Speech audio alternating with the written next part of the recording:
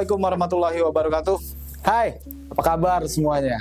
Semoga sehat dan semoga tetap kuat menahan semua gejolak yang ada di dunia. Bercanda. Hari ini kongsi kembali, Kongko bareng SMSI kembali ke ruangan Anda, dan agak unik untuk kali ini kita udah kehadiran tamu yang memang bukan sembarang tamu, karena memang yang menjadi tamu di kongsi ini pasti punya karakteristik dan pasti punya sesuatu yang spesial. Tapi sebelumnya, seberapa paham Anda mengenal atau tahu tentang lupus? Seberapa banyak Anda tahu bagaimana gejala-gejala lupus? Dan seberapa banyak Anda tahu betapa bahayanya yang namanya lupus? Saya juga sampai sore ini juga belum tahu banyak. Karena itu kita kehadiran dua orang narasumber yang luar biasa menurut saya. Keduanya adalah pengurus dari Odapus Lampung, komunitas Odapus Lampung, yang punya yang punya spirit, yakni edukasi, empati, dan aksi. Assalamualaikum Ibu Asri dan Ibu Merly. Waalaikumsalam. Ya. Jadi komunitas Odapus dengan kedua ibu-ibu yang punya semangat luar biasa ini bukan sembarangan komunitas ya, tapi memang sekaligus adalah orang yang berjuang melawan penyakit yang namanya lupus. Nah, saya terlalu semangat ini Bu, karena memang ketidakpahaman saya tentang lupus, keawaman saya tentang lupus itu Penasaran ya? jadi bikin penasaran. Jadi saya mesti banyak tanya dan banyak mencari informasi dari ibu berdua. Dan hari ini kabarnya bagaimana? Ibu Asri dulu. Ya, kalau hari ini alhamdulillah baik Mas. Jadi 3 hari terakhir ini adalah prestasi buat saya, karena saya 3 hari ini ada keluhan tapi minim sekali keluhan. Tidak seperti hari-hari sebelumnya yang banyak sekali keluhan yang luar biasa, karena seorang Odapus seperti itu. Tapi 3 hari ini merupakan prestasi buat saya karena saya tidak banyak keluhan, makanya saya juga bisa menghadiri podcast hari ini. Iya, luar biasa. Kalau Ibu Merly? Alhamdulillah sangat baik sekali. Baik sekali ya. Setelah hari Selasa kemarin di Ranap, baru beberapa hari yang lalu, alhamdulillah kemarin udah berkegiatan lagi mulai Sabtu. Sosialisasi lupus kemarin tanggal 10 Mei kita. Ranap, rawat inap. Ya, rawat inap. Wow. 4 hari. Selasa keluar, Sabtunya udah on lagi. Iya. Wah. Masya Allah. Oke, kita sekarang saya udah nggak sabar lagi untuk basa-basi Bu. Jadi Bu, gimana nih ceritanya nih? Tiba-tiba bisa jadi membentuk komunitas Odapus ini. Call ya, komunitas Odapus Lampung. 8 tahun yang lalu kalau nggak salah. Gimana cerita awalnya? Silakan, boleh Bu Asri, boleh Bu Merly, silakan. Itu mungkin lebih ke Bu Merly. Oke, silakan.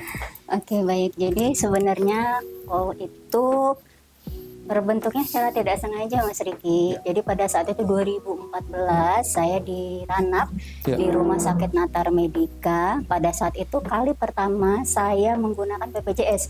Jadi saya itu mulai sakit itu sebenarnya pasca melahirkan. 2007 itu saya sudah mulai sakit. Sakit? Ini gejala-gejala mengarah ke lupus. Gejala-gejala mengarah ke lupus. Pasca melahirkan. Tahun berapa itu? 2007. 2007, oke. Nah, tapi berjalannya waktu saya masih ngajar, masih kuliah. Jadi saya pikir ngenyut-ngenyut, sendi, kelelahan, itu saya pikir karena aktivitas harian saya yang padat gitu kan. Nah, ternyata sebenarnya itu udah gejala ketika saya sudah jadi pasien ya, saya baru ngeh gitu. 2010 udah mulai sakit, mulai lumayan parah. 3 tahun kemudian? Iya. Okay. Nah, 2011 awal itu baru tegak lupusnya. Nah, 2011, 12, 13 itu kan kita belum ada BPJS tuh. Jadi saya berobat umum tuh, masih berobat umum. 2014 dari BPJS mulailah di situ di Natar ada Rumah Sakit Natar Medika. Direkomendasikan lah saya dirawat di situ pada saat itu. Nah, bertemulah dengan Dr. Wirhat Esfandiari SPPD Finasim di sana. Nah, beliau nanya, "Ibu ada penyakit apa?" Saya bilang, "Saya ini pasien lupus, Dok." "Oh, lupus," kata beliau gitu. Nah, itu. "Sejak kapan kena lupus?" "Ini udah masuk tahun keempat, Dok." "Terus gimana? Sudah ada belum perkumpulan untuk pasien-pasien lupus nih?" Karena Dr. Wirhat itu, beliau itu adalah penggiat DM, diabetes, penggiat HIV juga beliau. Nah, Beliau bilang HIV sudah ada komunitasnya, DM sudah ada komunitasnya, lupus juga harus ada Mbak. Beliau bilang kayak gitu. Iya dok, tapi gimana ya caranya? Ya udah gini aja, Mbak kumpulin pasien-pasien lupus. Nanti kalau sudah ada, nanti saya bantu untuk support, kata beliau pada saat itu seperti itu. Dari situ saya mulai termotivasi Mas untuk Mencari. mencari teman, cari-cari ketemu lah itu. Caranya gimana? Pada Dari saat FB, waktu itu saya mulai bikin FB 2014. Sosial media. Mulai kayak messenger, ketemulah dengan beberapa pada saat itu 2017 Mas. 2017. 2017 bulan awal tahun lah, Februari Maret itu kita messengeran, waktu masih BBM juga kalau nggak salah. Nah, BlackBerry jadi masih ya? nah udah kayak gitu, mulai kita April kopdar. Oke. Darat, ketemu beberapa orang, cuma 5 orang. Nah setelah ketemu kita langsung gimana nih kita bikin komunitas, soalnya mau ada dokter yang support kita. Saya kumpulkan semua, kita oke, saya ketemu dokter, dok ini kami udah kumpul sekian orang, terus sekitar 10-15 lah Mas. Pada saat awal Pada itu ya? saat itu. Oke, udah itu bulan April, kita masuk ke Mei, ini bentar lagi hari lupus sedunia, ini kita ambil momentumnya gitu. Jadi kita cuma ada seminggu lah, itu kita bikin seminar awam. Itu perdana kali kita kumpul beberapa odapus itu sama dokter di Rumah Sakit Mataram Medika pada saat yang support kita juga. Jadilah di situ kita bikin seminar awam lupus, dan di situ kita umumkan juga bahwa ini kita membentuk komunitas odapus Lampung. Nah dari situ sih cikal bakalnya. Foundernya tadi termasuk Bu Asri nggak? Tidak, saya masuknya jauh. Oh. Dan padahal perjalanan sakit saya itu panjang Mas. Nanti ada sesinya. Iya. Saya bukan founder, saya masuk itu sudah terbentuk. Udah terbentuk ya? Tahun 2019 saya bentuk. Kalau Ibu Asri sendiri itu tahu kena penyakit Ya. lupus tahun berapa? Ya, jadi gini Mas, kalau saya panjang. Jadi 2013 itu saya sudah berobat intensif ke Jakarta, ke RSCM. Jadi saya panjang Mas. Jadi indikasi saya belum tahu, sama sekali belum tahu Sakitnya saya sakit apa? apa. Oke. Jadi saya bolak-balik ke rumah sakit. Keluhannya apa pada saat itu? Tipes, nyeri, pusing, lemes, macam-macam Mas, alergi, macam-macam Mas, sakit kepala hebat, macam-macam. Jadi saya hampir tiap bulan itu ke rumah sakit. Waktu itu Dokter Fajar dari Immanuel mengirim saya karena dia melihat riwayat pengobatan saya. Jadi dia melihat ada indikasi kelainan darah waktu itu. Kemudian saya dirujuk lagi ke Jakarta, awal 2013. Belum pakai BPJS Bunda waktu itu. Masih pakai. Jadi dari kantor dari Kauser itu pakai in-house waktu itu, tapi belum tembus ke nasional. Ya, karena kami cuma pakai blue waktu itu. Jadi saya dengan segala macam upaya saya ke Jakarta. Di sana masih vonisnya kelainan darah, Mas. Masih kelainan darah. Sampai 2019. Bayangkan 13, 14, 15, 16, 17, 18, 19. 7 tahun. Itu saya rutin. Saya dokter hematologi di Jakarta RSCM itu mengklaim saya ada kelainan darah. Tapi ketika saya diberikan pengobatan kelainan darah itu tidak ada perubahan signifikan buat saya. Nyeri luar biasa dan saya tidak ada ujung sembuh. Pada akhirnya 2019 saya flare lagi, naik lagi. Akhirnya saya dirujuk ke alergi imunologi dengan gejala yang saya kumpulin tadi Mas. Jadi tiap saya kambuh itu sampai difoto dengan keluarga saya, teman-teman saya. Karena kalau saya kambuh itu luar biasa, bengkak-bengkak, alergi, bentuk. Seperti alergi gatel-gatel, biduran ya, seperti itu ya. Nah itu satu gejala aja gitu. Kemudian dari dokter dirujuk lagi ke RSCM tapi bagian alergi imunologi. Nah dari situlah dokter mendeteksi secara menyeluruh semuanya, kemudian dicek termasuk satu ANA-IF ya, positif saya dengan relevansi klinis SL. Tahun berapa itu akhirnya Bu? Itu 2019 tegaknya, jadi 7 tahun baru tegak. Tegak itu maksudnya resmi Tegak kita itu resmi didiagnosa sebagai penderita lupus. Sebagai penderita lupus.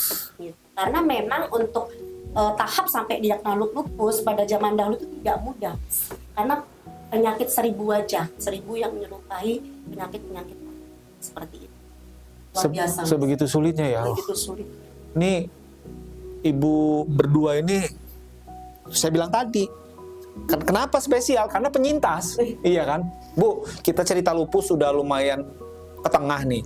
Kita ke pinggir lagi. Gejalanya itu seperti apa sih Bu? Kalau yang diketahui oleh Odapu sendiri. Kita harus aware, kita harus waspada, kita harus segera memeriksakan diri ketika kita sudah mengalami apa aja, Bu. Silakan. Boleh Ibu Asri boleh, Bu Merly boleh.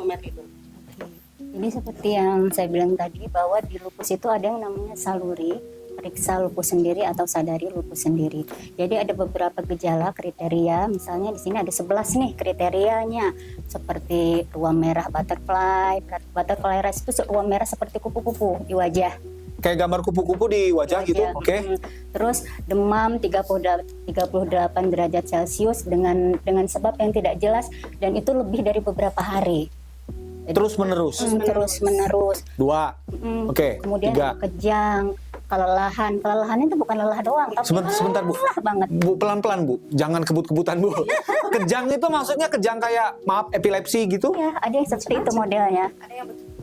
Kejang? Iya, Udah dewasa? iya dewasa anak-anak nih. Kalau anak-anak kan step ya biasanya. Oke, kejang. Lanjut. Terus kelelahan berlebih itu fatigu namanya. Jadi kita tuh kayak lelah banget, lelahnya tuh kayak abis naik turun gunung berkali-kali dan udah ditidurin berhari-hari pun masih lelah banget gitu. Bukan hati yang lelah nih, Bu, ya, badan yang lelah. Setelah lelah. Jadi berobat. sakit-sakit, pegel-pegel gitu maksudnya. nyeri persendian. Lebih ke nyeri. Jadi persendian. Nah dari baik. misalnya dari tanda-tanda yang tadi sariawan itu sepele ya, tapi ini sariawannya berulang dan terus menerus. Biasanya tuh terus sariawannya bukan kecil, tetapi di rongga-rongga mulut Banyak gitu ya, Bu. itu banyak gitu. Itu berarti kan menandakan ada peradangan tuh gitu kan. Nah, seperti itu. Jadi dari tanda-tanda gejala-gejala yang tadi 4 aja yang ada pada diri kita itu benar-benar Secara bersamaan.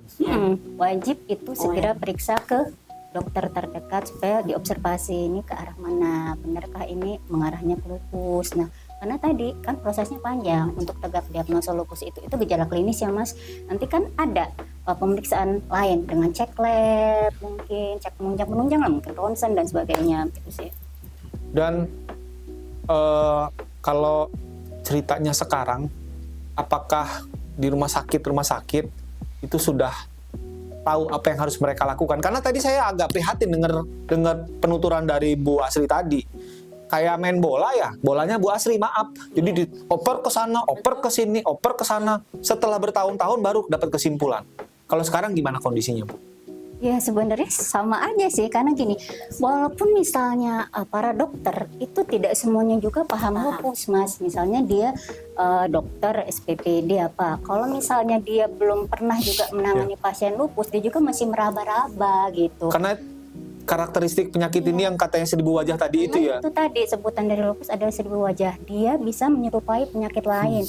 Ketika dia menyerang paru, dia seolah-olah jadi penyakit paru. Nah seperti itu, ketika dia menyerang darah, dia seolah-olah kayak kelainan darah. Nah seperti itu, jadi ya memang benar-benar harus diagnosanya tuh, observasinya tuh lebih detail banget. Jadi harus dari segala sisi, selain klinis, lab gitu, dan sebagainya. Itu sih. Jadi saya itu Mas, Ya. hampir semua dokter spesialis itu udah pernah saya kunjungi. Dari dokter spesialis Penyakit dalam pasti ya. hematologi, reumatologi, ortopedi, jantung, paru, itu hampir semua sudah saya kunjungi.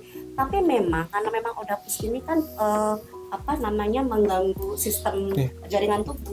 Emang ketika dicek itu memang tidak normal, tidak berfungsi secara normal ya Bun ya. Makanya mereka mengklaim, mereka tidak tahu. Karena saya juga tidak tahu waktu itu, ini saya sakit apa gitu. Saya sempat sampai pada tahap yang saya itu seperti depresi ya. Karena saya ngerasa sakit sendiri. Saya belum ada bergabung ya Bun. Yeah. Saya ngerasa sakit sendiri gitu. Saya merasa sendiri. Betul, saya ada fase itu. Saya ngerasa sakit sendiri. Saya ini sakit apa ya Allah gitu. Kenapa saya gitu? Saya ini sakit apa gitu. Tapi setelah cari informasi, barulah sampai saya itu bisa survive ini itu juga karena ada dukungan dari komunitas gitu. Jadi luar biasa Mas. Tidak sesederhana tidak sederhana yang mungkin Yang dibayangin orang yang belum pernah mengalami. Kok kelihatannya sekarang sehat kok, seger tuh, gemukan gitu, padahal luar biasa. Kece. Seperti itu. Artinya selain memang menyerang tubuh dan ada rasa sakit, ada dampak psikologis ya? Pasti dong. Pasti. Bukan psikologis aja. Pasti. Itu penyakit lupus ini yang sering saya sampaikan juga kalau misalnya ada acara-acara lupus, bahwa penyakit lupus ini dampaknya adalah fisik, psikologi, sosial, ekonomi. Berdampaknya sebenarnya. Fisik udah pasti nih kita sakit ya kan, ngerasain perjuangan seperti apa. Psikologis ya seperti yang dialami Mbak Asri tadi. Awalnya mungkin penerimaan diri itu sulit Mas. Ketika mendapati mungkin seperti saya dulu, saya biasa berkegiatan, mungkin saya ngajar, kuliah sana kemari. Kemudian saya benar-benar ambruk, saya tidak bisa berjalan, saya nggak bisa. Sampai nggak bisa jalan? Iya, saya nggak bisa jalan. Waktu itu saya langsung ini Mas, parah gitu. Awalnya tipes DBD katanya. Trombo saya itu 42.000, HB saya itu 5. Jadi kan Memang seperti seolah-olah seperti seperti itu, Mas. sedangkan kalau DBD nggak mungkin lah trombo segitu masih bisa bertahan Masih bisa gitu bertahan, kan. iya. Terus demam saya itu tinggi banget sampai saya kejang memang. karena demam itu ya. Demamnya itu tinggi 40 derajat lebih gitu. Jadi sampai saya kejang dan itu saya nggak sadar kalau saya kejang, itu suami yang cerita. Jadi Masya Allah banget gitu. Jadi kayak benar-benar perjuangannya itu menguras energi, air mata, semuanya, dompet ya. Jadi pada saat itu tuh perubahan fisik kita yang seperti itu kok saya jadi nggak berdaya banget. Dari yang tadinya bisa ngelakuin semuanya, bawa strong segala macam gitu kan ya. Itu benar-benar kayak ambruk. Nah mau nggak mau rasa percaya diri kita juga runtuh pada saat itu. Belum lagi karena obat-obatan terjadi perubahan fisik. Ini dulu saya waktu karena lagi flare-flare-nya, lupusnya lagi aktif-aktifnya, itu kita diinjek metilprednisolon tuh dosis tinggi. Jadi itu bikin pipi saya monfes. Mana ada saya dulu kayak gini Mas. Dulu saya gini, tembem. Jadi saya tembem banget, terus rambut saya rontok, ini saya merah-merah kehitaman gitu ya kan. Jadi kayak beda banget lah sama diri saya. Jadi saya malu kan, otomatis malu kan kita kalau kondisi kayak gitu. Belum lagi itu dampak sosialnya, yaitu kita kan malu bersosialisasi sama orang dan kondisi kita. Dampak ekonominya saat itu saya harus resign dari pekerjaan saya. Untungnya kan saya punya suami ya kan yang menafkahi. Gimana kok itu terjadi sama bapak-bapak atau sama laki-laki yang mungkin dia masih single, masih bujangan, dia pengen menikah dan sebagainya. Itu kan pasti berdampak banget. Fisik, psikologi, sosial, ekonomi itu berdampak banget, terlihat kan. Seperti itu sih kira-kira gambarannya. Terus kayak mana Mbak? Apa? Saya bingung mau tanya apa ya. Segitu kompleknya masalahnya kan? Iya, makanya jadi kalau orang nggak paham itu kayaknya nggak menguatkan diri sendiri gitu. lupus doang gitu kan. Padahal kalau kita selamat, kenapa saya bisa berbicara seperti ini? Karena kita di komunitas Oda Pus Lampung itu ada kegiatan rutin, yaitu kunjungan dan pendampingan, terutama untuk pasien-pasien lupus, baik ke rumah atau ke rumah sakit. Jadi saya benar-benar melakukan pendekatan nih sama si pasien, background keluarganya gimana sih, sejarahnya dia kena lupus gimana sih, sampai Padahal dengan kondisi sakit juga padahal. Iya. Tapi itu yang bikin saya jadi semangat Jadi dan kuat bisa survive sampai dengan sekarang. Dan Karena tahu apa rasa yang syukur mereka saya akhirnya bertambah. Oh saya bersyukur nih, walaupun mungkin kata orang, ih lu kasihan banget sih, ih gue nggak butuh, kata kasihan itu nggak butuh kita sebenarnya, gue nggak butuh dikasihan gitu. Tapi orang saya ngomong kasihan, padahal nggak, saya bersyukur kok. Saya udah pada tahap yang bersyukur dan penyakit ini yang udah Allah kasih, karena saya mungkin bisa lebih apa ya Mas, peka, berempati sama orang gitu kan. Mungkin kalau saya nggak dikasih penyakit ini saya bisa jadi orang sombong gitu kan, karena ngerasa gue bisa ngelakuin semuanya sendiri kan gitu kan. Tapi dengan penyakitnya kayak Allah tuh ngingetin kita loh, lebih bersyukur lagi loh, lebih berempati gitu, peka sama orang gitu sih Mas.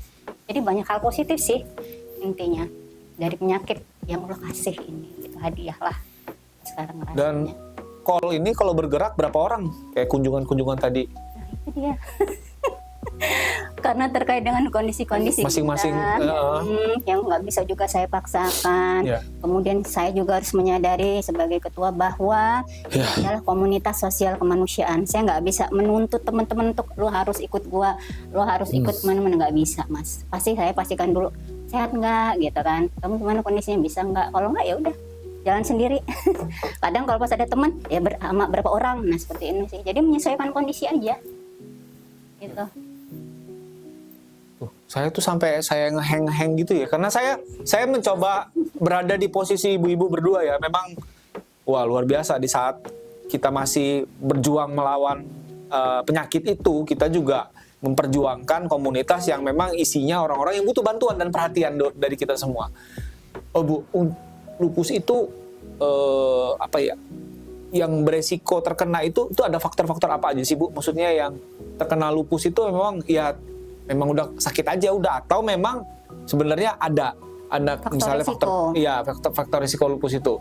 Sebenarnya kalau faktor resiko ya Mas, jadi kalau di medis itu yang beresiko terkena lupus itu adalah perempuan di usia produktif yang jelas. Misalnya dari 190-nya itu perempuan, 10%-nya itu laki-laki. Nah seperti itu. Nah terus orang-orang yang misalnya kayak saya nih, saya udah ada penyakit lupus. Mungkin keturunan saya itu lebih rentan juga terkena lupus. Maksudnya kecenderungan untuk terkena lupusnya itu lebih besar daripada mak bapaknya yang sehat gitu loh. Iya. Nah seperti itu. Terus sebenarnya faktor lingkungan juga berpengaruh sih. Maksudnya? Paparan sinar matahari, polusi, nah seperti itu kan.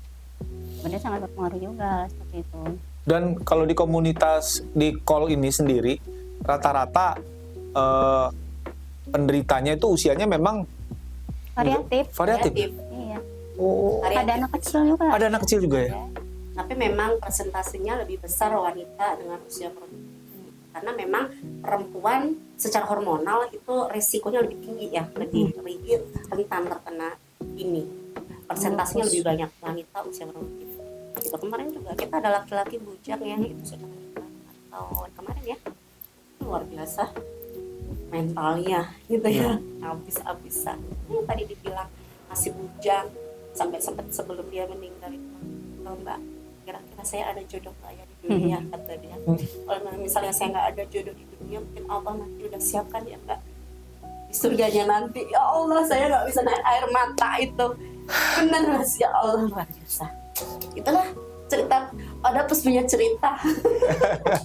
Dan sekarang ada berapa nih yang tercatat atau yang gabung terakomodir di Oda Pus Lampung? Sekitar 270 sih. 270. Itu yang tercatat aja. Yang di luar juga masih Kalau di banyak. luar banyak Mas, banyak yang secara langsung pribadi japri ke saya, tapi dia belum siap masuk karena kondisinya luar biasa. Maksudnya Belum masih siap. sakit gitu ya? Karena kan saya aktif di media sosial, Iya, iya. share gitu ya. Ada yang DM, ada yang japri. Kak, saya mau bergabung, tapi belum siap secara mental. Karena dia fisiknya itu Mas, sampai ada yang nggak bisa jalan. Jadi mau masuk itu dia belum siap. Jadi saya nggak bisa paksakan. Banyak itu. Tapi udah sempat dikunjungin nggak sih Bu kalau yang Ya, seperti kita itu? akan jadwalkan. Oh, dijadwal. Apalagi kalau yang urgent itu biasanya langsung didatangin. Iya. Dan mayoritas dari 270 itu posisinya ada di Bandar Lampung atau nyebar? Menyebar. Seluruh Menyebar. Nah itu sayangnya seluruh sih. Lampung. Kalau yang di ujung-ujung kadang-kadang susah kita jangkau. Palingnya via online aja sih. Biasanya kita.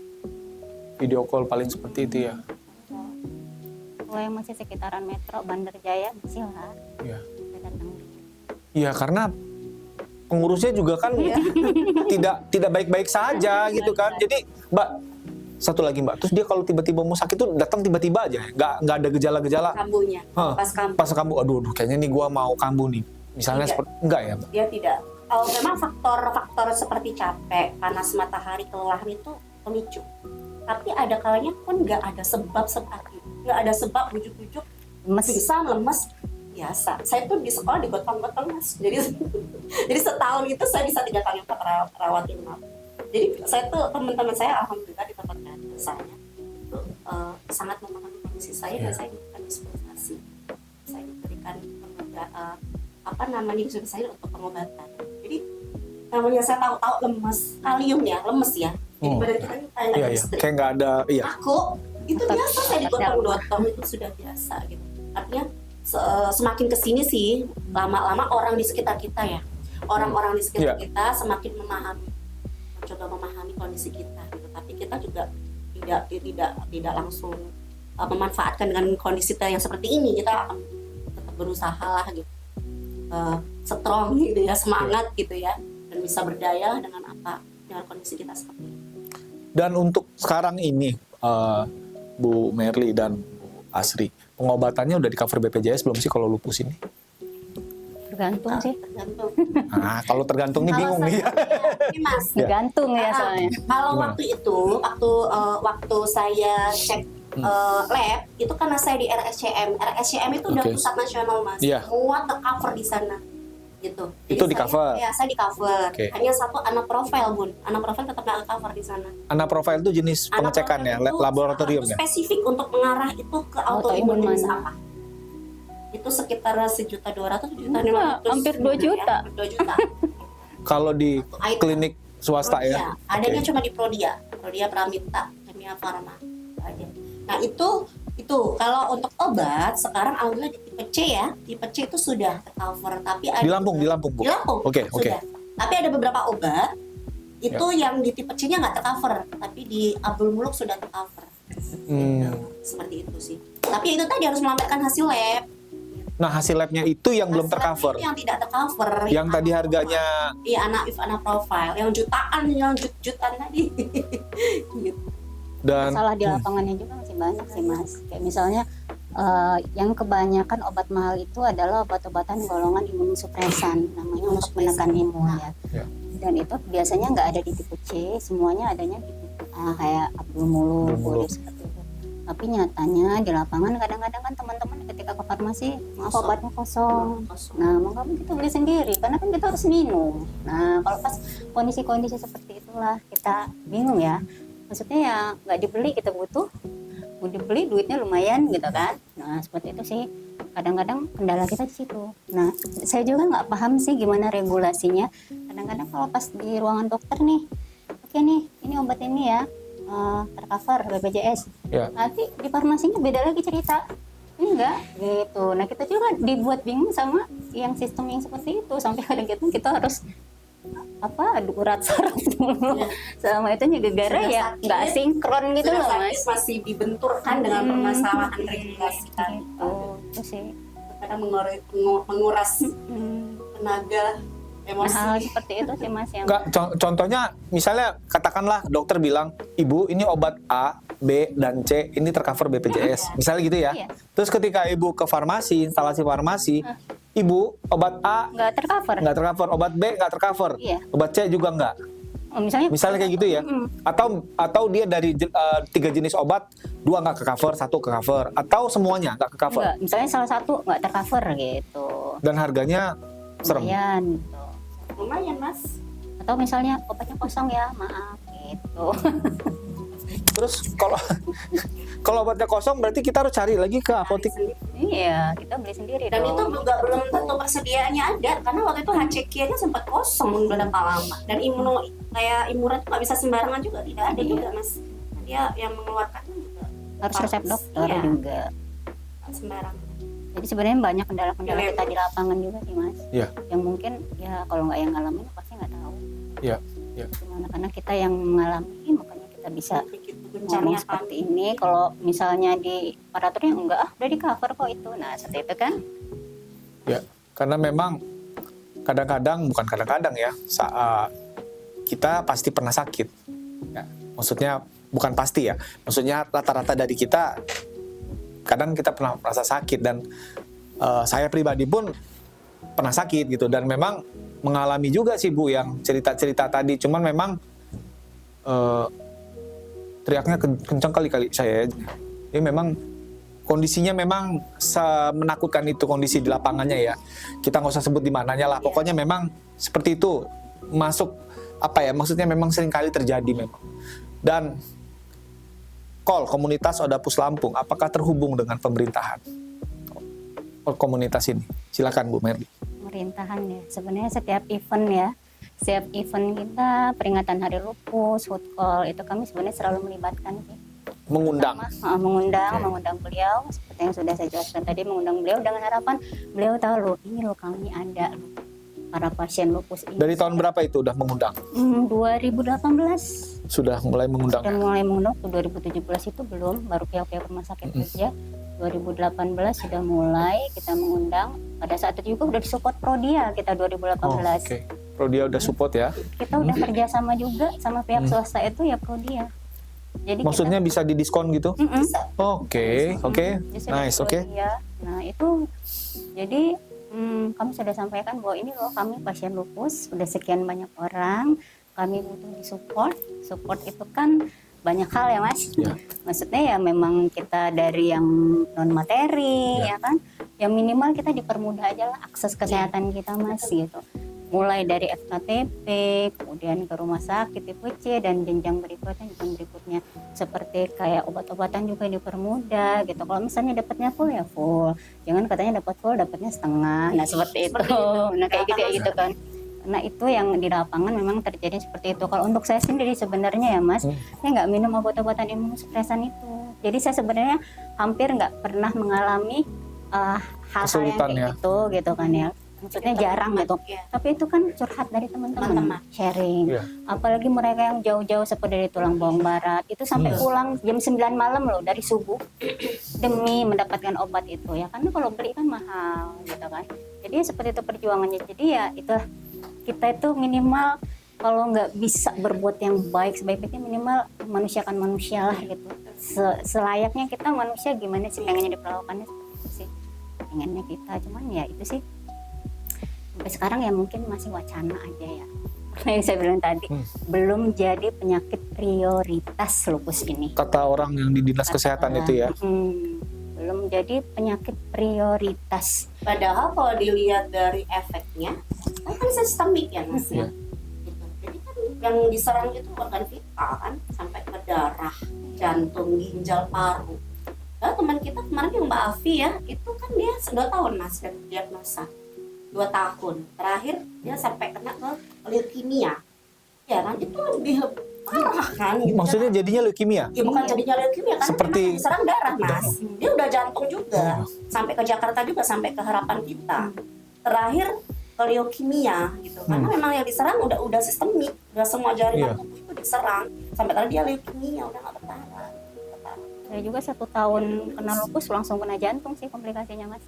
Juga luar biasa nih Mas. Aku udah jantung dari setahun lupus, udah mata, jantung, tulang, aku udah semuanya sih, udah kena semua. Masalahnya ya itu sih, nggak mungkin penyakit ini stuck di situ.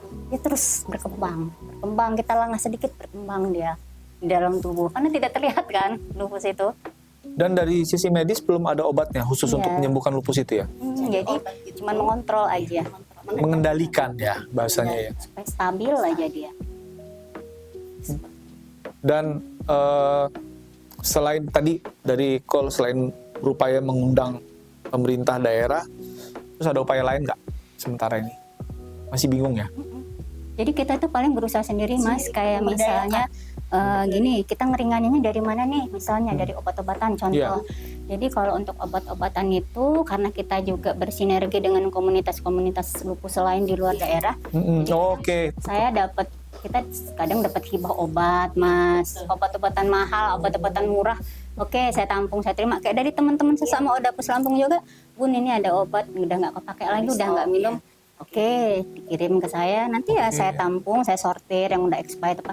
Nanti kita share di grup kalau ini, yang kita perlu, ada stok obat-obatan yang Masya perlu Allah. nanti kita kirim.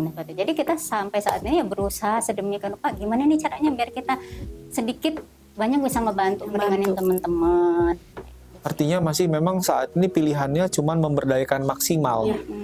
Apa yang sumber daya yang ada di komunitas ya. Kita berharap gitu ya. Itu tadi kita nggak perlu berekspektasi ya. Jadi kita memberdayakan diri sendiri gitu dengan kemampuan kita ya Bun. Seperti tapi tetap berusaha ya. Berusaha. Insya Allah mudah-mudahan ada jalan. Ada konsen. Pengennya ada tindakan nyata lah. Ada aksi nyata. Makanya saya bilang peringatan ini bukan sekedar seremoni sih kataku. Jangan cuma kita slogan aja yang digaung-gaungkan gitu, tapi aksi nyatanya mana loh? Jadi momentum ya. Iya sih gitu. Jadi mana nih aksi nyatanya? Dari kami sendiri kita jalan gitu. Kita kasih pemahaman benar-benar. Kemarin ini luar biasa gitu. Ternyata di lapangan itu ya banyak ada Bu, tapi dia nggak berobat. Karena biaya. Satu psikis juga, kena psikis juga. Ya macam-macam komplek Mas. Jadi kita nampung gitu. Insya Allah gitu ya. Aja begini gitu, tapi kami dengar cerita teman-teman itu juga luar biasa juga gitu. Jadi, seperti itu kondisinya. Ada donatur nggak sih kalau ini? Alhamdulillah ada. Ada ya. Setahun belakangan ini Dokter Firhan Dari satu tahun ini alhamdulillah ada Dokter Firhan. Sebelumnya kita jualan.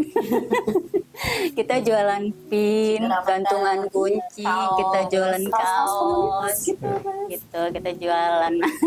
Nih baru diomongin nih, baru dokter Firhat. Mana dokter yang lain? Minimal ya, ayolah bantu gitu ya. Jadi Kita ada donatur. beberapa dokter, ada dokter Firhat, dokter Inar, dokter Agung, dokter Ari gitu. Tapi memang kalau dokter Firhat itu udah support full, mendampingi kita di setiap saat. Kalau yang lain kan Karena memang kira-kira masih ada. emang dari Iya. awal. Yes, yang dari awal berdirinya call ya. Ya, Dari beliau yang asisten. memang support. Tapi Memang kepedulian sosialnya sangat sangat tinggi. luar biasa tinggi. Nah itu yang jadi inspirasi saya juga Mas beliau. Inspirasi. Oke. Yang jadi inspirasi. Mungkin kalau saya nggak ketemu beliau, saya nggak terpikir untuk membentuk komunitas ini. Ya. Ya, Dan saya nggak bertemu Nggak terhubung ya. terhubung. Dan saya akan depresi. Bisa jadi waktu itu saya nggak bertahan seperti ini, Mas. Karena saya dulu nggak seperti ini. Iya, bentuknya. Dulu saya nggak sestrong ini, nggak sekuat ini gitu. Saya rasanya bisa memahami Bu. Kenapa ya? Kan tahun kemarin saya juga sakit berat ya. Saya sempat sakit berat, dirawat juga 10 harian lebih di rumah sakit. Terus ketika ada kawan yang berkunjung, seneng. disitulah titik balik saya. Berasa cepat pulih Bu. Apalagi kawan yang satu frekuensi ya. Jadi ya. ketika saya dikunjungi kawan itu tiba-tiba sekonyong-konyong, saya itu berasa lebih baik. Jadi Poster Kayak ya. berasa sehat. iya, dalam momen kita obrolan kita di podcast ini, artinya memang support dalam bentuk Iya. dukungan moral itu sangat berarti ya. Jadi tapi ya lebih berarti juga dukungan yang lain yang nyata ya Bu ya, kayak kemudahan memperoleh obat dan lain-lain. Dan saya pikir mungkin call jangan bersedih terlalu lama. Saya melihat sekarang kondisi Provinsi Lampung khususnya ini terlihat sangat energik kedua kepala daerah ya. Harapan kita semua ya, mudah-mudahan nanti komunitas Odapus Lampung bisa terakses, bisa terhubung dengan terutama ke Ibu Wakil Gubernur ya, karena kebetulan beliau juga masih muda dan dokter. Saya pikir pertolongan nyata, artinya ada kebijakan-kebijakan real yang memang bisa. Saya pikir ini bukan seberapa besar atau kecil. Apapun bentuknya, saya yakin ini akan sangat membantu Odapus Lampung ya. Jadi dengan kondisi yang sudah demikian ya complicated lah menurut saya, komplikasi lah kalau mau mengatasi kesulitan yang dialami penderita lupus di Lampung ini, memang jadi artinya sedikit bantuan aja ini pasti akan terasa besar, terasa manfaatnya ya. Jadi saya harap juga mungkin momen podcast ini juga kalaupun ada yang nonton, nah bisa nanti ada Instagram atau ada medsosnya ya. Jadi bisa langsung terhubung dengan call Lampung ya. Dan Bu, sampai saat ini berarti kalau mengunjungi kawan-kawan penderita lupus yang di daerah masih berjalan nih Bu. Sih. Kendala yang jauh-jauh gitu cuman seperti tadi dibilang ya, cuman video call dan lain-lain ya. Kalau yang jauh banget ya, kita paling mentok-mentok itu Bandar Jaya biasanya. Bandar Jaya, Metro. Kalau udah lebih dari itu ya itulah. Karena Harus mempersiapkan juga karena kondisinya begini. energi, Iya. materi juga kan. Karena kita memberdayakan kaskol yang Iya. memang sangat minim gitu kan, gitu kita upayakan bisa untuk mengakomodir semua event atau kegiatan yang kami lakukan, yang kami laksanakan. Sebenarnya kami juga Mas nggak hanya fokus di call aja sih. Pernah kita itu ya ada bantuan-bantuan kayak kemarin pernah ada gempa Banten Lampung. Ya, ya. Kita berusaha juga ikut kontribusi. Kita 10.000 untuk satu, kita itu judulnya. 10.000 untuk satu, jadi kita sokongan 10.000 dikumpulkan. Nah itu kita sumbangkan. Nah seperti itu. Maksudnya kita nggak hanya ego, gue pengen dibantu aja loh, tapi kita juga bisa Luar bermanfaat buat yang biasa lain. komunitas ini memang. jadi ya kita dalam kondisi seperti yang tidak ideal pun kita masih bisa bantu gitu ya kira-kira ya. Kan kita itu membantu jangan menunggu juga menunggu dulu kita ada, jangan nunggu kita sempurna dulu baru kita bermanfaat buat orang lain gitu kan. Kita kan bisa bermanfaat, bisa berguna dengan apa yang kita bisa gitu kan, dengan apa yang ada dalam diri kita gitu. Nggak nunggu kita sempurna, nggak nunggu kita kaya raya gitu kan, nggak nunggu kita serba ada baru kita bantu, seperti itu sih Mas. Dan Pola nggak harus- pikirnya seperti itu. Dan nggak harus orang di komunitas Iya. Lampung. Iya. Misalnya dia nggak tergabung, tapi misalnya dia butuh bantuan, kita bantu. Jadi pernah dulu ada Ada, kejadian, iya. Oke. itu dari Krui pesisir barat. Jadi ada yang menghubungi saya waktu itu via DM. DM. Jadi beliau itu dari Liwai yang hubungi saya, beliau ada kenalan, ini orang di Groi, sakit lupus, diagnosa, masih single, masih gadis. Kondisinya benar-benar beliau tuh lupus nefritis tuh udah menyerang ginjal ya. Jadi pada saat itu beliau tuh sempat orang hamil 9 bulan mas kondisinya. Dan aksesnya tuh lumayan agak sulit ya, pesisir barat itu untuk keluar itu. Untungnya saya juga itu ada akses dari dokter Firha, dokter Firha. Di sana juga di Liwa, kenalan direktur rumah sakit Liwa, ngasih kontak. Saya ngontak ke direktur rumah sakit ngasih kontak orang puskes, dokter puskes daerah di pesisir barat ya. Ya udah saya kontakkan sama beliau, namanya dokter Ina juga. Jadi ya itu saya kontakkan, dok, tolong ada pasien aku daerah sini, bisa nggak dok dibawa? Waktu itu dibawanya ke rumah sakit Panti Secanting di Gisting ya. Okay. Nah, karena waktu itu dokter Firha di situ juga, jadi ada terkoneksi gitu. Dibawa ke sana sih. Nah pas di sana ternyata baru 2 hari udah wafat beliau. Ya karena akhirnya pas harus dibawa pulang, harus bayar ambulan. itu kalau seperti itu yang handle apakah bantuan dari call apa gimana? Iya, akhirnya kita sokongan nih berdonasi pada saat itu. Itu saya juga nego-nego dulu sama orang rumah sakit. Orang rumah sakit mintanya sekian, kami keberatan, jadi dipotong setengahnya. Oke, Mbak, jadilah itu dibawa. Itu sih jadi ya intinya banyak pengalaman kami yang kalau udah kita dihubungin gitu kan, tolong dong, kita kalau udah dibilangin tolong tuh gimana sih, apalagi dia udah terlihat memang orang nggak mampu, kondisinya sudah parah, butuh bantuan. Dan alhamdulillah saya tuh sangat respect banget sama dokter-dokter yang ya seperti dokter Firha tadi ya, yang sepertinya yang memang bukan cuma sekedar ngomong, tetapi memang aksi nyata gitu. Emang saya peduli loh, ini loh sebenarnya seperti itu. Saya respect banget, mudah-mudahan lebih banyak lagi kedepannya dokter-dokter yang memang benar-benar peduli. Iya, harapannya nonton podcast ini banyak yang tergugah ya Mbak ya. Dan Mbak Merly, kondisi kawan-kawan penderita lupus di Lampung ini sebagian besar memang dalam kondisi yang maksudnya ekonominya tidak baik-baik saja dan wilayahnya jauh atau? Kebanyakan sih menengah ke bawah ya. Menengah ke bawah kebanyakan. Apalagi untuk yang di jauh-jauh itu ya itu sih lebih memprihatinkan, perjuangannya lebih berat dari kami yang di Bandar Lampung ini, di daerah Natarat. Kita juga ada rumah singgah mas untuk pasien-pasien. Oh ya, nah itu di mana itu? Dua Kandis. Dan itu pun punya Odapus juga. Punya Odapus juga. Dia pasien lupus, jadi dia kayak minjemin salah satu kontrakannya untuk dijadikan rumah singgah. Kalau ada yang mau berobat dan perlu bermalam gitu ya. Jadi gratis di situ.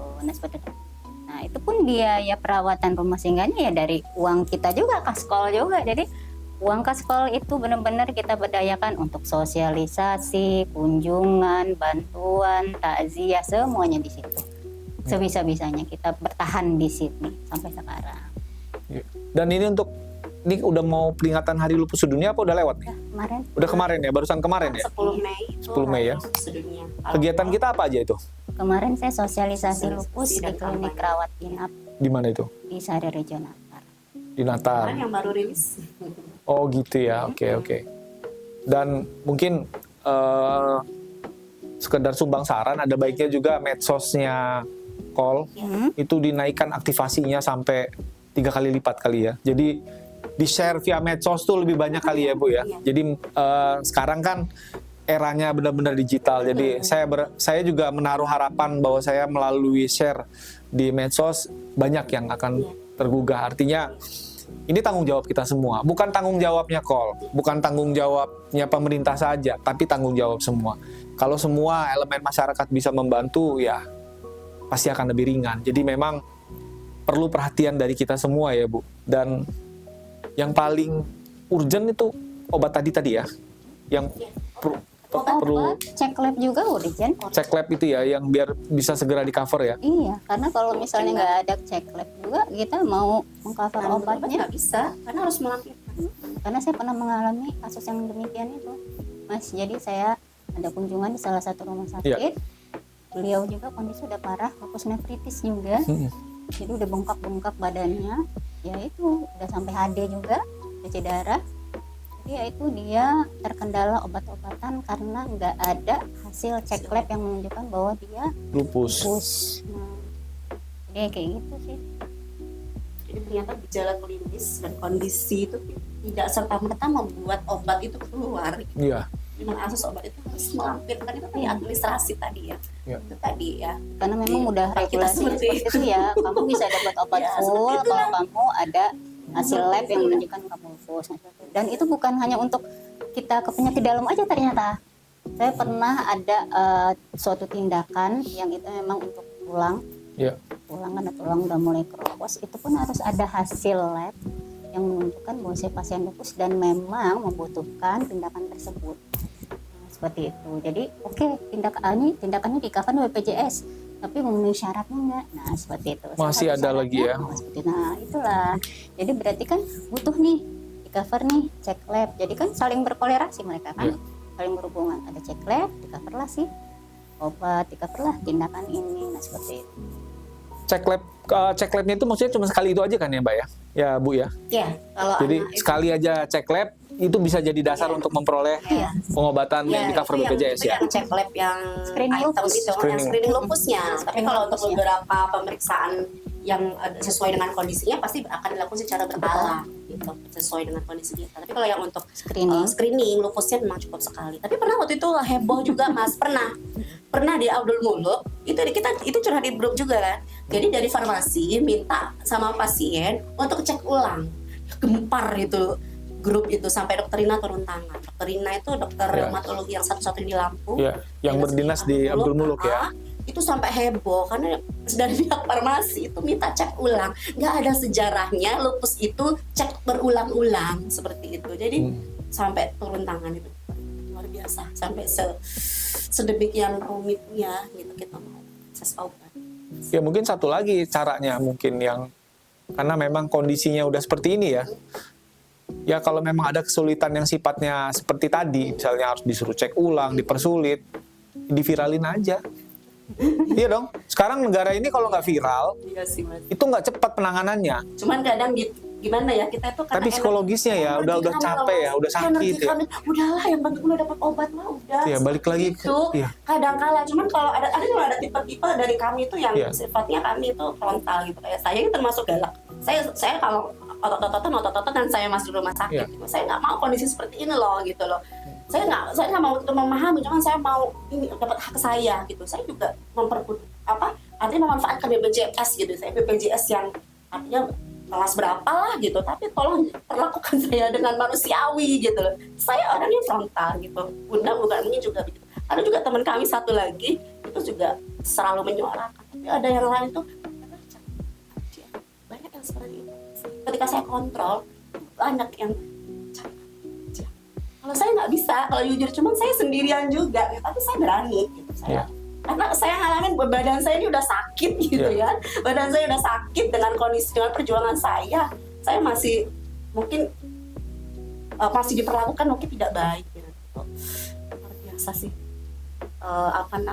Menantang menguras energi kita gitu. Atau mungkin begini juga Bu, ini artinya podcast kita nih berkembang nih ya. Saya tiba-tiba dapat ide nih.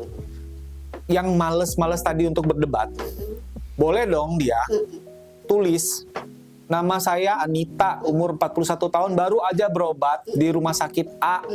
Saya dipersulit di instalasi farmasi. Dalam tulisan itu dia mungkin share ke pengurus, lalu pengurus call.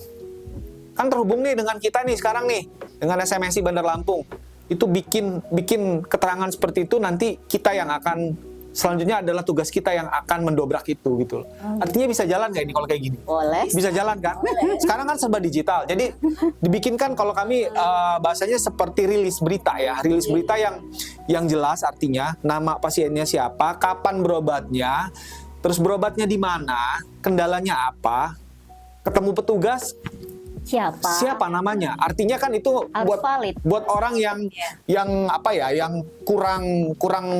kurang berenergi Iya. untuk berdebat. Betul. Itu bisa dong. Betul. Artinya ini bisa dilakukan dong. Iya.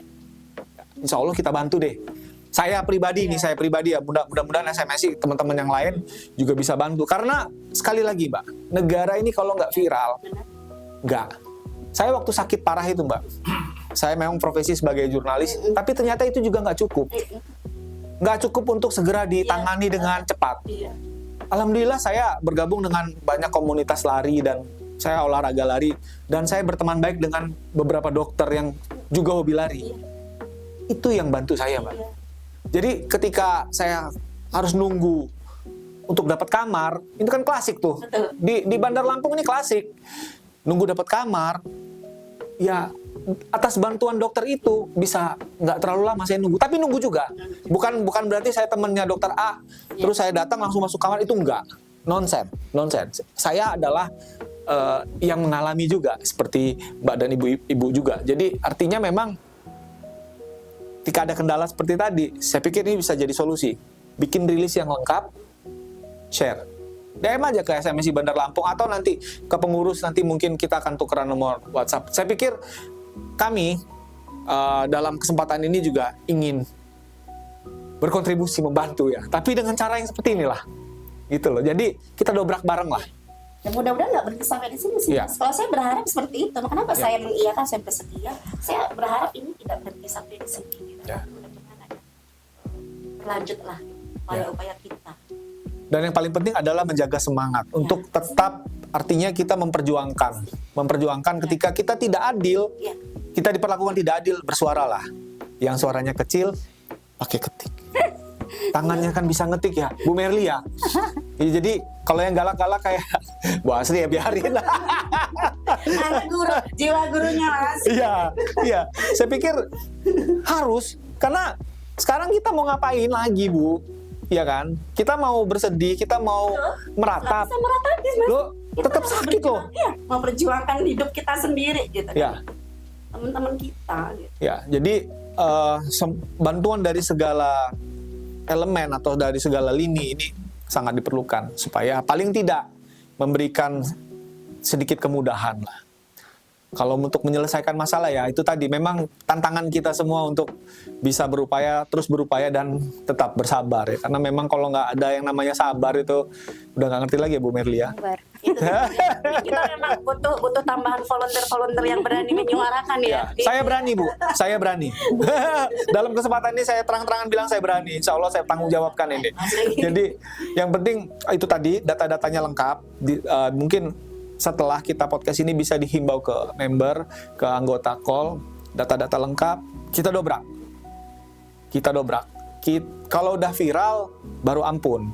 Kalau belum viral ya kayak gitu lagi nanti. Ya, saya sih bukan menyerang instansinya, tapi ini oknumnya ya. Mungkin ada banyak oknum yang mungkin hatinya lagi sedih pada saat bertugas itu, lagi lelah. Iya. Jadi yang korban kan pasien gitu. Dan mungkin apa nih yang harus dilakukan ketika memang ini kaitannya dengan ini tadi ya, komunitas ya. Ketika kita tahu ternyata ada keluarga atau ada teman kita yang divonis sudah tegak ya. Lupusnya, apa yang harus dilakukan nih? Seharusnya mereka seperti apa? Langsung menghubungi komunitas atau apa nih untuk masyarakat yang memang belum paham dan baru tahu bahwa keluarganya menderita lupus. Oke. Sebenarnya kalau untuk para pasien yang baru tegak diagnosa lupus ya, biasanya sebenarnya mereka yang pertama harus dulu berdamai dengan diri mereka sendiri. Kalau dalam bahasa agamanya itu menerima takdir sih, menerima takdir yang udah Allah kasih gitu kan. Tapi kan nggak semudah itu juga Mas, gitu. Nggak sekonyong-konyong kita didiagnosa lupus, udah gue terima gitu, gue ikhlas, itu nggak mungkin gitu kan. Pasti itu ada proses denial, segala macam penolakan gitu kan, marah segala pasti itu ada gitu. Dan misalnya saya ketemu nih dengan satu pasien, ada info misalnya, ini ada pasien lupus baru tegak, kondisinya begini. Nah, tapi cari tahu dulu nih, kira-kira si pasiennya oke nggak nih mau kita besuk? Keluarganya welcome nggak nih mau kita besuk? Kalau misalnya keluarganya nggak welcome, pasiennya belum bisa nerima, saya nggak mau. Gitu. Karena ya gimana sih kita bersilaturahmi tapi tuan rumahnya nggak menerima kita, masih kita paksa gitu loh Mas. Jadi tetap kayak misalnya kita kontakkan sama orang terdekatnya. Oke, gimana kondisinya, apa yang bisa kita bantu, nah seperti itu. Kalau dia udah oke, udah welcome, oke nih kita mau nih dibesuk, oke, itu kita namanya kunjungan dan pendampingan baik di rumah ataupun di rumah sakit. Yaitu kita melakukan pendekatan, harusnya gimana nih? Yang jelas ya harus berobat rutin, kontrol rutin, terus kemudian minum obatnya juga rutin, kemudian tergantung dengan jenis dia diserangnya apa nih lupusnya kan sistemik, kadang ada yang nyerang ginjal, nyerang otak, nyerang darah, ya harus menyesuaikan dengan kondisinya, juga harus apa nih yang dijaga, apa nih yang nggak boleh, nah seperti itu. Kita juga mengedukasi keluarganya, kadang-kadang kalau keluarga ini kan nggak paham, lagi sakit tiduran mulu, jangan tiduran mulu dong, lu berjemur dong, padahal kita kagak boleh kena sinar matahari, nah kayak gitu kan. Kalau yang nggak paham kan dikiranya itu males-malesan lah, lebay lah kan, nggak mau berjemur, padahal emang kondisinya pasien benar-benar udah lemah. Nah hal seperti itu sih kita mengedukasi keluarga dan juga mengedukasi pasien. Nah seperti itu sih mas biasanya kita lakuin.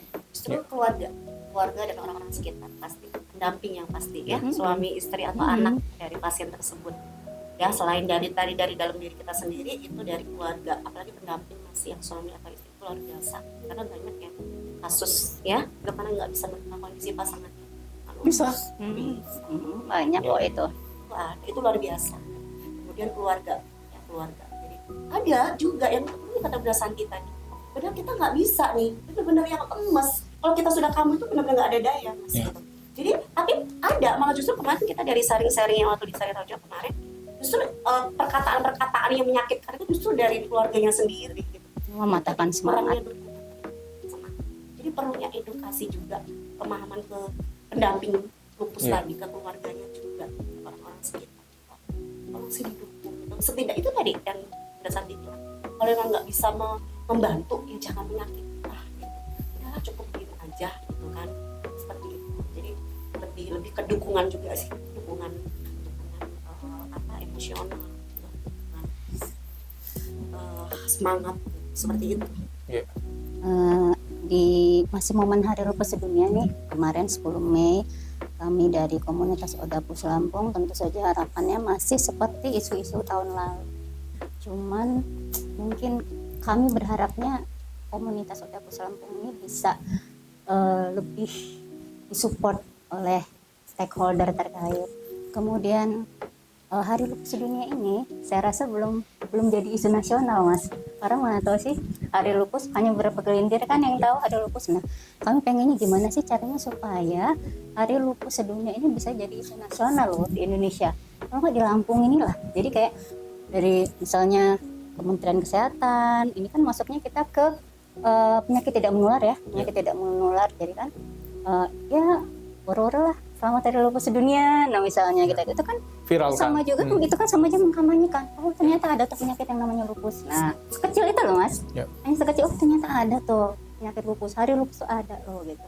Nah tentu saja kami mengharapkan juga terkait yaitu pelayanan kesehatan tadi ya kan, regulasinya dipermudah mulai dari FKTP. Makanya kenapa kami juga melakukan sosialisasi itu dari jenjang yang terendah FKTP, entah itu klinik, entah itu puskes, ya supaya mereka juga tahu oh ini ada penyakit lupus, dan penyakit lupus itu tidak bisa ditangani di tingkat FKTP, memang harus dirujuk ke rumah sakit tipe C supaya ketemu dokter yang memang benar-benar berkompeten seperti itu.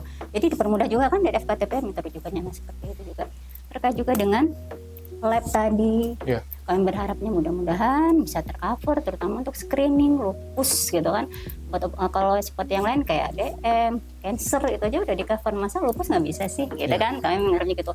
Kemudian untuk obat-obatan juga yang seperti tadi katakan, obat-obatan yang terpenting untuk pasien-pasien lupus gitu, ya sesuai dengan yang anjuran pemerintah. Kalau kata pemerintah ini di cover kok sesuai aturan BPJS, ya mudah-mudahan ya amanah gitu, kok di cover ya di cover beneran, dapat sebulan ya sebulan beneran gitu loh kan. Jadi ya, kami udah ngerasain oh ini, dan saya juga sebenarnya merasakan kok manfaat BPJS karena dulu pernah ngerasain nggak pakai BPJS kan, itu benar-benar boncos ya mas. Iya. Jadi kalau udah ada BPJS itu terbantu banget, alhamdulillah banget itu kan. Tapi ya kalau bisa kan harapannya semakin kesini semakin baik, ya kan mas, terutama untuk kami sebagai penyintas lupus yang berobatnya itu bukan setahun 2 tahun, tapi sepanjang tahun, sepanjang Sepanjang hidup. hidup. Itu kayak lagu aja kan. Panjang hidup ya. Nah seperti itu sih, itu kurang lebihnya seperti itu. Ya, coba sih lanjutin.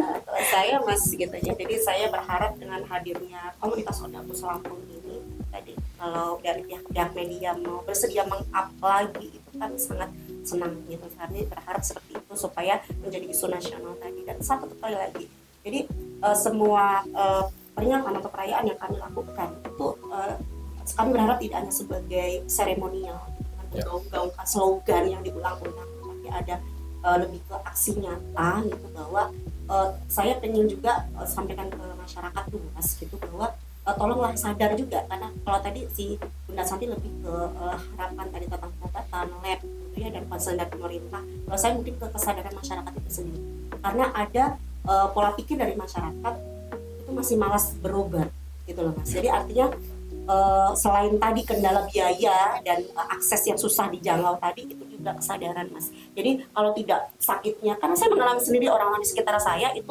sakitnya parah dulu baru ke rumah sakit, tapi ternyata di rumah sakit sudah kondisinya memburuk seperti itu. Jadi Terlambat ya? Iya, terlambat. Jadi seperti kasus lupus ini, saya sih menghimbau gitu. Jadi saluri dulu tadi, kemudian kalau memang ada gejala lebih peduli, kemudian langsung ditindaklanjuti lah, gitu. sadar dengan kondisinya seperti apa, kemudian langsung berupaya untuk mengakses pengobatan, seperti itu sih Mas. Gitu. Dan saya berharap juga, maksud saya dengan mungkin teman-teman di luar sana yang sudah terdiagnosa lupus atau yang mungkin ada indikasi ke sana gitu, jangan langsung down, jangan langsung putus asa gitu. Kalian bisa cari informasi, dan di sini ada kami komunitas Odapus Lampung yang siap untuk membantu, berbagi, memberikan informasi terkait pengobatan lupus gitu, terkait tentang hal-hal yang berkaitan dengan lupus. Luar biasa, Ibu Merly ya, Bu Merly dan Bu Asri, Ketua dan Humas dari Komunitas Odapus Lampung. Tetaplah bersemangat, Ya, siap. tetap berjuang. Ya, jadi semoga Allah mudahkan langkah kita. Mudah-mudahan niat Ya. baik kita mudah-mudahan dijabah. Amin. Ya, demikian podcast kali ini. Semoga memberikan manfaat. Tapi yang jelas, keberadaan lupus nyata ada di sekitar kita. Dan mereka butuh bantuan kita. Tidak hanya pemerintah, tidak hanya lembaga-lembaga lain, tapi kita semua. Sedikit bantuan kita akan terasa banyak buat penderita lupus.